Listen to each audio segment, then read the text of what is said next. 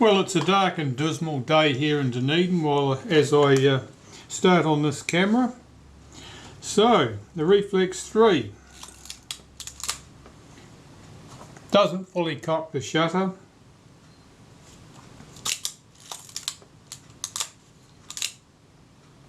Should have cocked it on the second attempt, but it wouldn't fire. Definitely needs the shutter serviced. Possibly there's nothing else wrong with the camera. Time to strip it all down. Okay. We'll start at the top.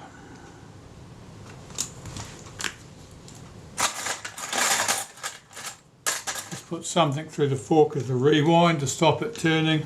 Spin the rewind knob off.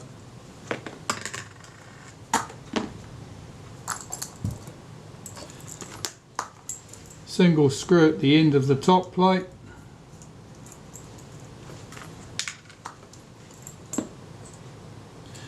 Two screws on the top cover here.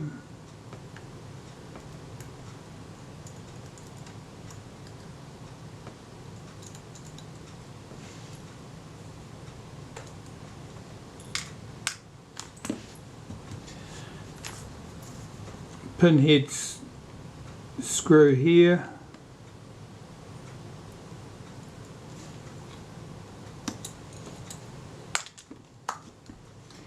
And the button on the back of the meter, which has to be unscrewed. Now sometimes that can be unscrewed with your fingers, but not today. Let's see if I can get that with this pair of pliers, which I use for doing rewind knobs typically. Just need to push that button up so that I can get my pliers around it.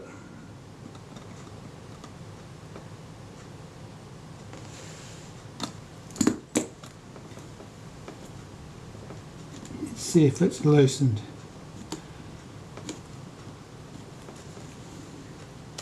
Perhaps, but not enough for me to get it off with my fingers. Let's try a bit more.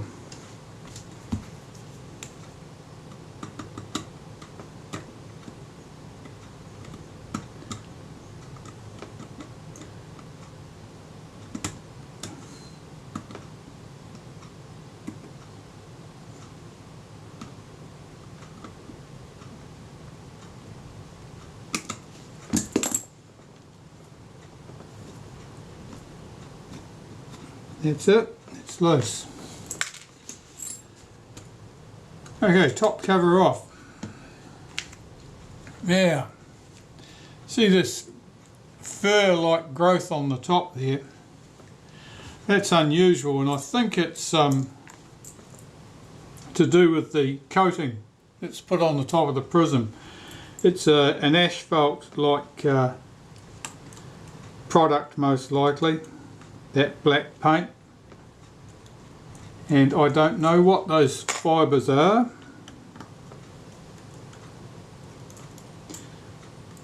but they are not mould. Just remove that rewind knob.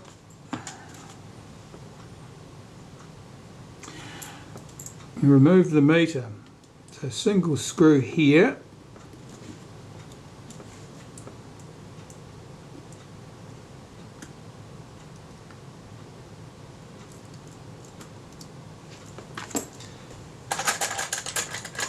Reach in and retrieve that.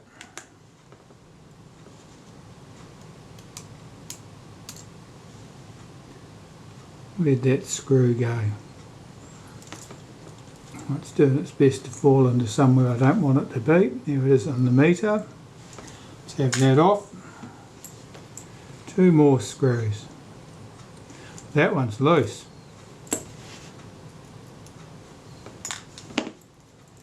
This one. That one's loose too.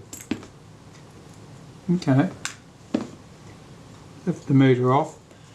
You always got to take the meter off before you take the Prism off. Otherwise you will break the needle. Pop that carefully over there. You can take that post off the top. 3 screws hold the prism assembly to the top of the camera casting, and these screws are loose.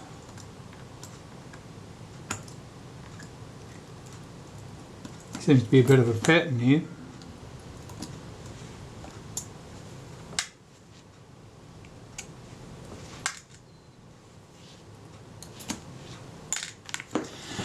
Now at the prism I immediately wrap up in tissue so it doesn't get damaged. The focus screen is exceptionally easy to scratch. It's very soft plastic. Lift out my prism. Let's wrap this up. Put that carefully to one side. Back to the camera.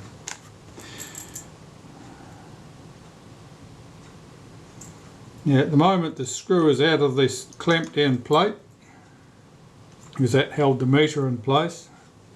So when that screw is not present, or if it's loose, never ever move the film advance lever, otherwise the rack will simply jump across the teeth on the cam, potentially damaging something.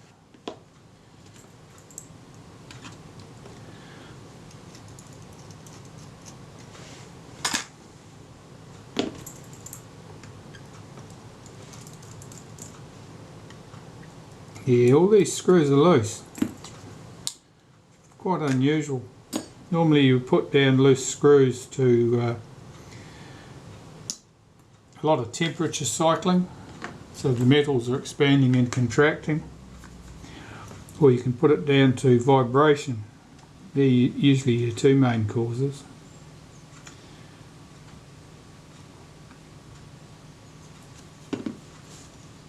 That will do for the top for the moment. I'll turn my attention to the bottom of the camera.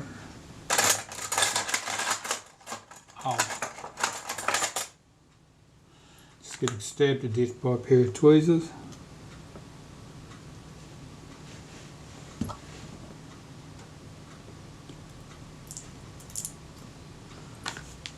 Yep, there's the ret, came off fairly easily. Yeah. That's very wobbly.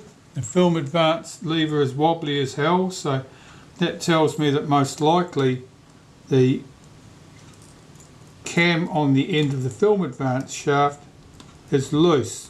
It's riveted in position on the end of the shaft, and if it's loose, that can cause you problems with synchronizing the point at which the shutter and the film advance unlock when you press the shutter release down. So off with the film advance lever.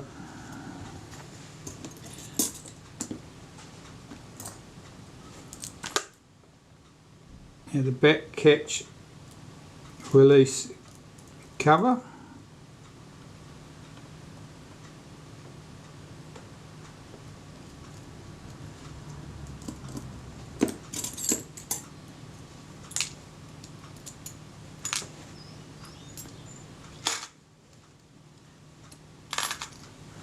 I'm just placing all these parts loose into one container at the moment. I'll sort the ones I want to put through the ultrasonic cleaner.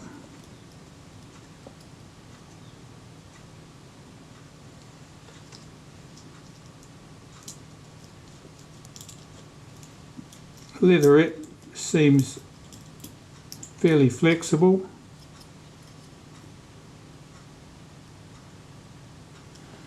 Seems to be peeling off okay as well.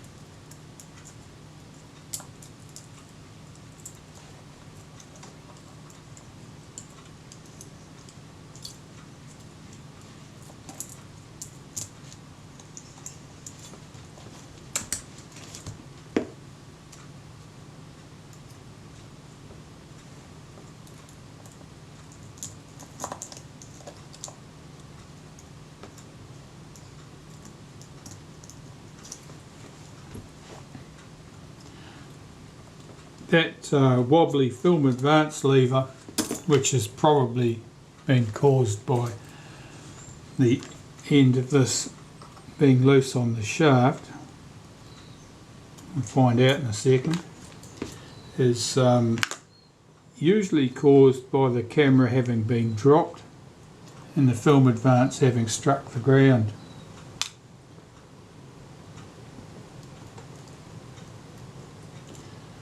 Just remove these screws from the chrome trim on the base plate.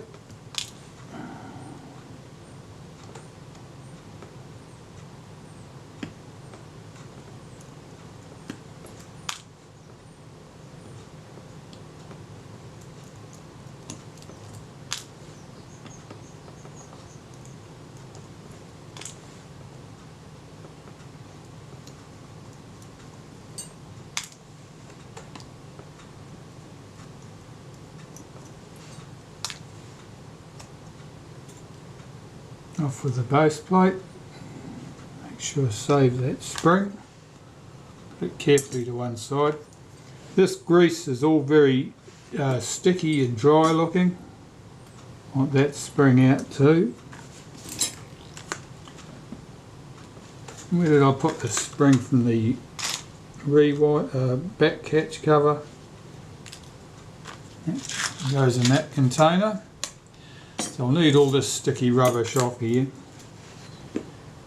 The tripod socket's quite commonly loose. These screws come loose. Now in this case, they're not loose, which is odd, since just about everything else on the camera has been loose. It certainly suggests that no one had used the camera on a tripod before.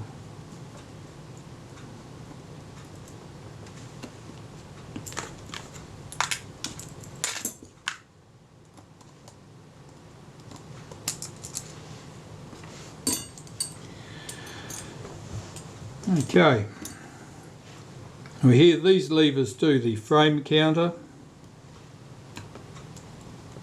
See if I can unhook that.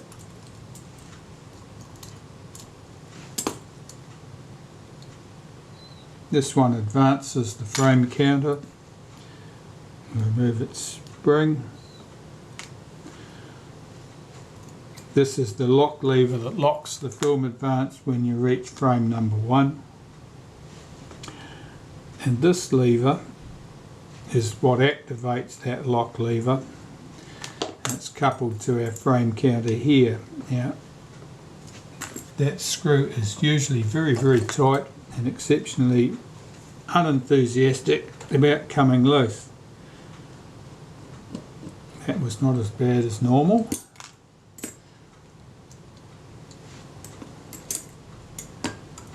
Take out the lock lever and its spring,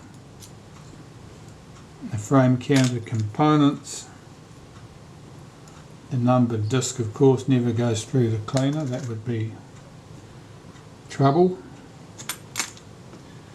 Starting to look a bit more stripped down on the base of the camera. I'd like that rewind button off. So I've got the pliers handy because they were being used to do that meter setting button. That can come off.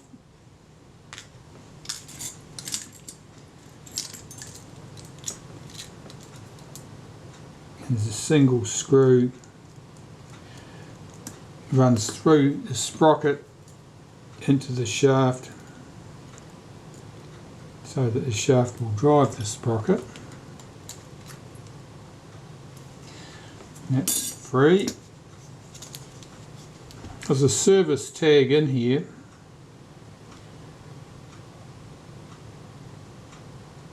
It says serviced on 21/4/99 by Canadian Kodak Company Limited. So it's a wee while since it was serviced.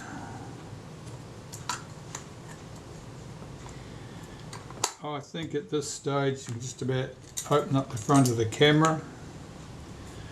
You remove the patch from the shutter release button.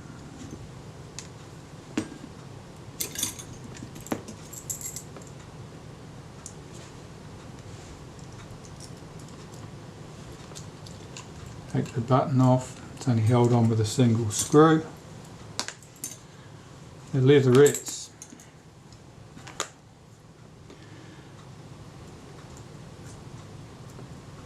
Let's see how well these are going to behave.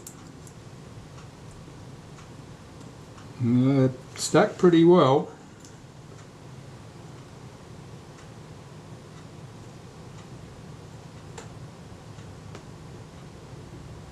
Yep.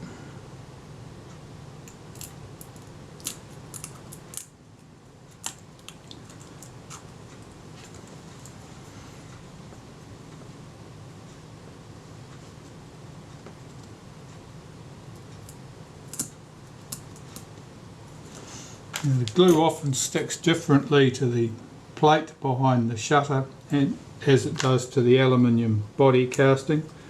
It can only be down to it being a different composition of aluminium, presumably.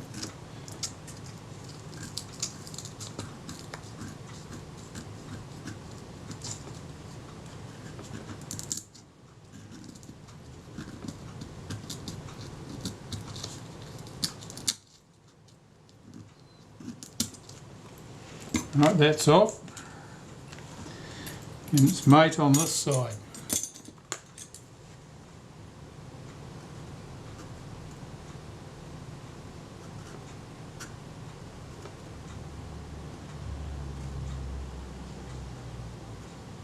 It's certainly stuck quite well there. Now it looks like a crack running through the leatherette at that point.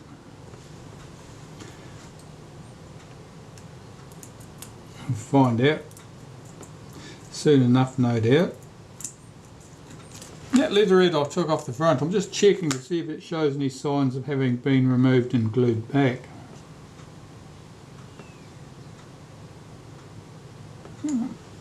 I certainly can't see anything there to indicate one way or the other whether this is the first time it's been opened to this point. Sometimes you can see different adhesives have been used. Yeah, that's looking a bit reluctant. Oh yeah, it's definitely cut there. See it? That's cracked right through there. Yeah, that really can't have happened spontaneously. It can only have happened really if someone was peeling the leatherette back.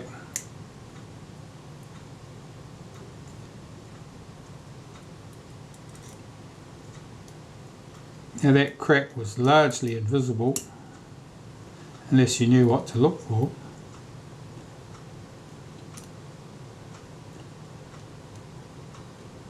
And so I can probably be able to glue that leatherette back and it will be just as invisible.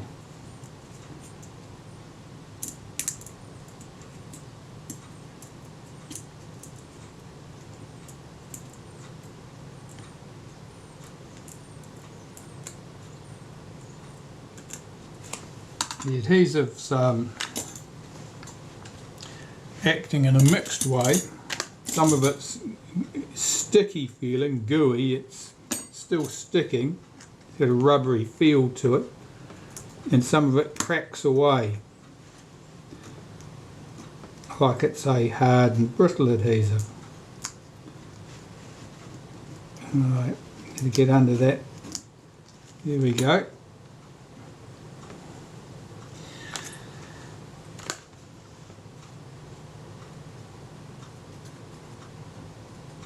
I was looking to see if there was any sign of corrosion underneath there having loosened up the leatherette, but there's not much really.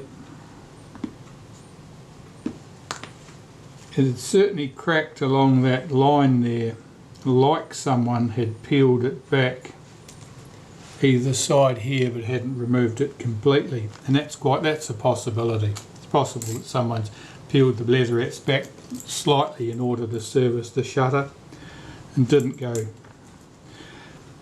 through the whole business of removing the leatherettes completely. Usually it's best to remove leatherettes completely, because even if you need just to pull them back a small amount to access a screw, you almost always end up with a line showing at that point that you pulled the leatherette back, because the leatherette doesn't glue down flat. Right, so this should come off. Just hold that cam back, that's better. So there's our shutter assembly. There's a film chip here. Film chips being the torn out pieces of film from between the sprocket holes on 35mm film. There's another one there. Now of course they're miles away from the film advance components, and means that they probably spread throughout the camera. I'll just remove these washers.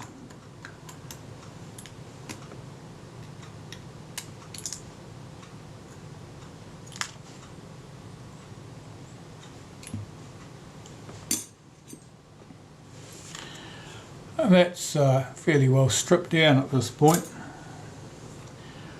Right, let's carry on with this. I'll just latch down the capping plate, if I can get it to latch down the mirror.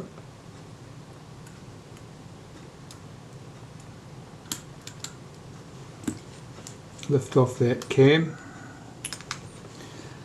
lift out this cam. It's too greasy to tell what sort of a state that's in at the moment. Okay, so the meter cord needs to come off. So be able to unhook that spring.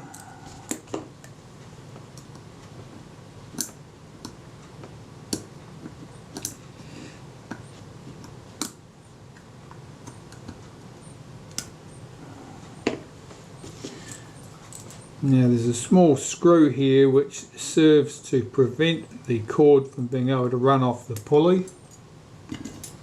So we'll have that out. Lift the pulley off the base of the camera or the cable drum.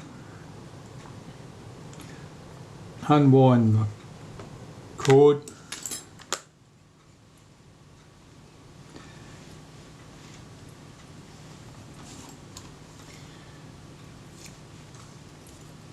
Pull that up through the body. Sometimes it's useful to loosen these two screws so that you can pull those pulleys back out of the way and get the knotted ends of the cord past them like that. Take that screw out, lift our top drum off with the cord, out with the cocking rack,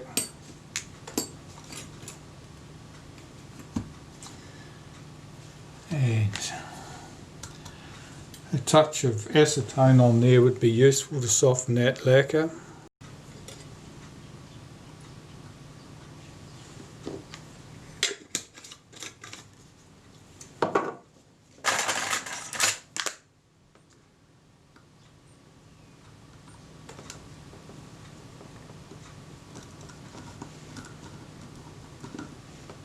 Okay, that's off. That gear's off. Now we get to the small parts.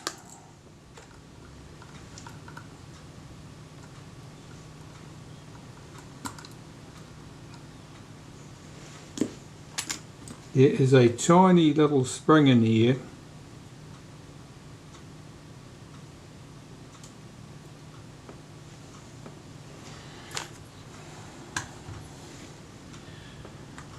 which you probably hardly see that.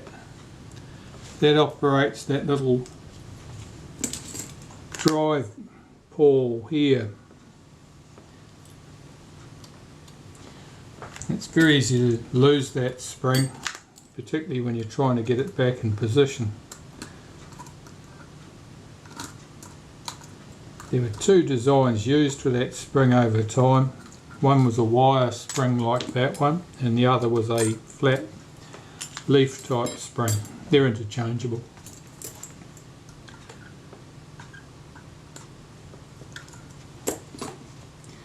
The sprocket shaft will lift out now. Two screws, oh that's loose.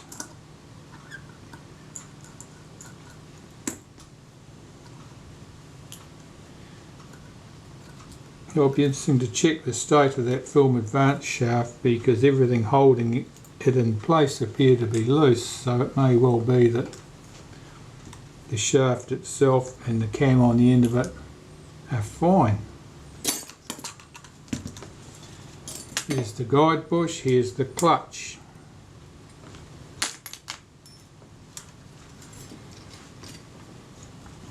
Unhook the spring from the rewind button catch.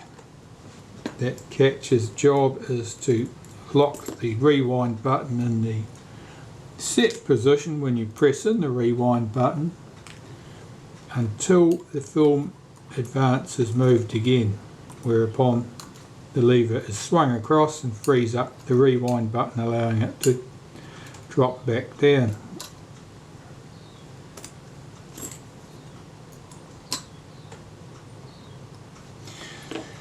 So 3 screws hold this in place.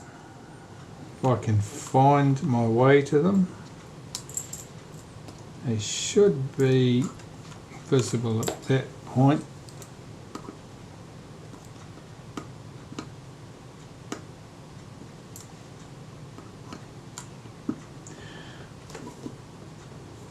And strangely enough, it's not loose.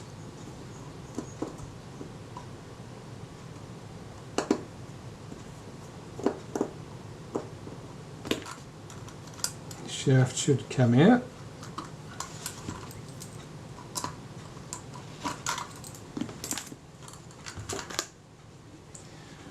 That little blanking plate there probably came off the base plate earlier.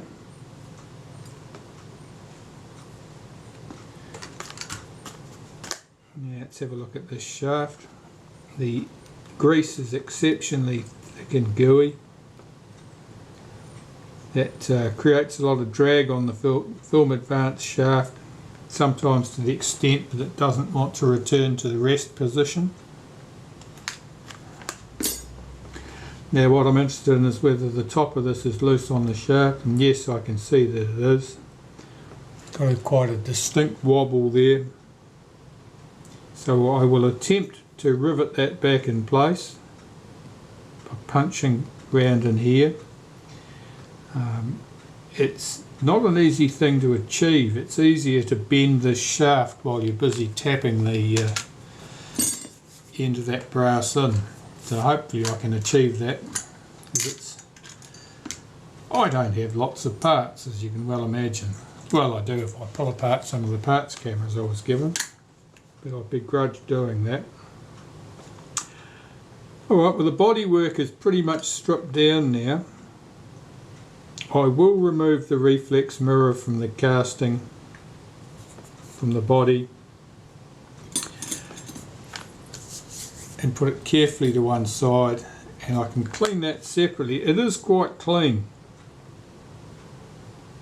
It's very easy to get a fingerprint on there though, and it's sometimes better just to remove it and put it aside safely.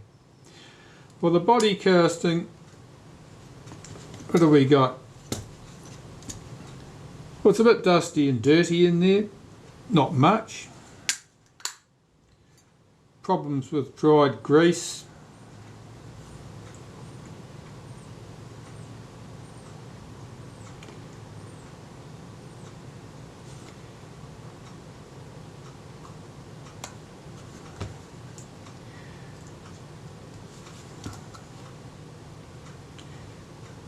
few scuff marks on this camera back I see, but I don't know that I'll be able to get that plaque off and back onto a different camera back without bending it slightly, which would always be obvious.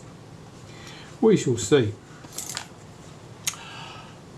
Alright, well that's the main body casting stripped down. I really need to check out the action of the shutter now and see if all the shutter problems lay here, or whether some of them were caused by gooiness and some of those other parts.